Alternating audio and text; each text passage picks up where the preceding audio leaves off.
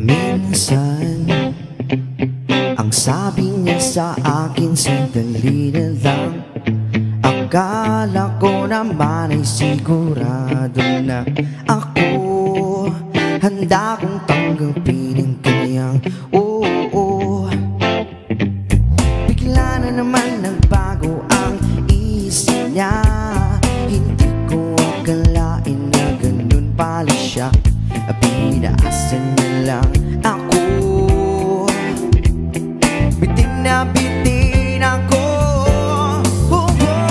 Hindi ko na alam kung makakaya ko pa. Di bali na lang kaya. Ako pa ba kaya ang nasa puso niya? Di bali na lang kaya. Ngunit mahal ko siya.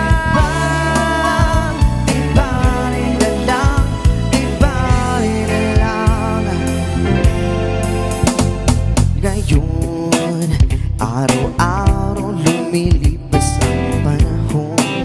Kalimutan ko siya'y malayo sa isip ko. Di kaya pinaikot niya lang ako.